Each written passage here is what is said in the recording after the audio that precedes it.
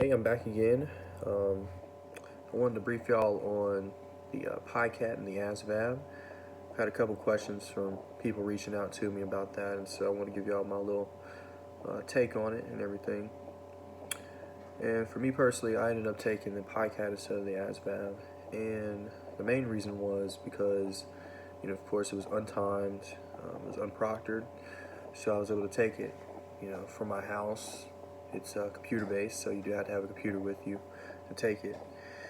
And the test itself is a total of 10 sections, the main sections being arithmetic, reasoning, mathematics, and word knowledge.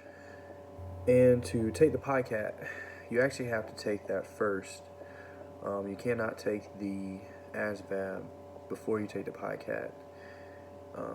The PICAT is something, it's another method that you can take, and for anybody that's is not the best test taker, or having a time limit can be an issue, or you feel like you might be a little too a little pressured, or you don't do as well when there's a time limit, then I would definitely recommend taking a PICAT.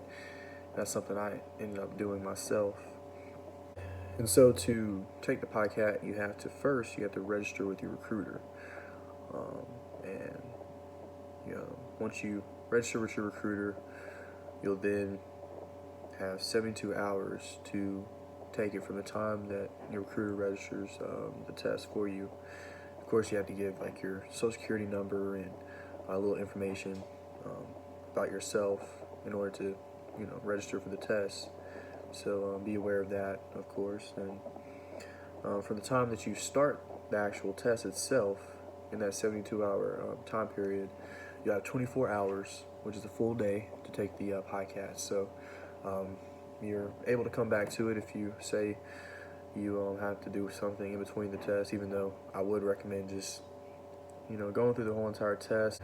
And once you finish completing the PICAT, then depending on what your score is, if it's something that you want to use, and you think that you don't need to take the ASVAB, then you'll have to verify. And so after you take that, you'll have to do a verification test afterwards. And the verification test will be taken generally at MEPS, which is the Military Entrance Processing Station, or you can take it at the Military Entrance Test Site. And both of those places, of course, will be computer-based. So, and generally the questions on there, the majority of them will be the same questions. I know for me personally, I did recognize questions that I had already taken on the PICAT as well. There were some that were different, but then again, a lot of them, they were kind of like the same type of questions, but just had different variables, just different wording inside the questions themselves. So really, if you just conceptually know how to answer the question itself, how to do it, then you shouldn't have an issue with that. The way that they check to see if you verify, you have to score at least like a 10-point on like the 10-point curve, like the scale, from your score that you took on the PICAT. So if your score does not line up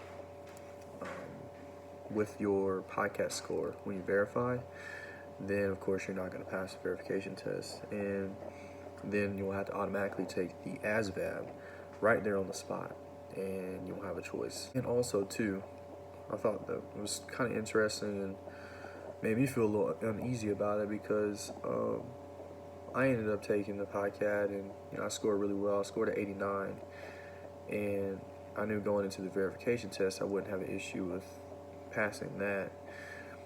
But there is also a thing where you can be randomly selected to take the ASVAB, even if you verify your PICAT score. And I know there's like a certain reason why they do it. I think really it's just the military is wanting to kind of test the accuracy of people passing the PICAT, as well as testing their scores with the ASVAB, to see how well they score, and I guess really just to kind of get the data on the accuracy of those two tests. and how, you know, people score on those. And so, you know, if you're randomly selected, then even if you score really well, which I'm sure could be very frustrating. I don't know what I probably would have just, you know, I know I would have been pissed, but you can be randomly selected to take the ASVAB afterwards, which is a full 2.5 hours, give or take, and it's computer based as well. And another thing about taking the ASVAB, if you don't score as well as you want to on the test itself, and you do feel like you need to retake it to get a better score, I do know that you do have to wait like 30 days before taking it again. So that is something that you do need to be aware about. And in regards to how I actually, you know, prepared or anything, I actually didn't prepare for the test itself. And that's not to say you shouldn't, you know, study at all. By all means, you know, if you feel like you might need to review certain things. Like I know a lot of it is things that you learn in high school. Like I know the algebra in it and the arithmetic, reasoning sections for sure. A lot of stuff, you know, you've learned kind of far back. So if you're an older person and you're wanting to take the ASVAB or the PICAT, then there are some great study materials out there. You know, I know for me, I've heard that the ASVAB for Dummies, that's a great book that you can utilize to your advantage, and there's a plethora of, you know, different kind of books and study materials out there. So they're out there.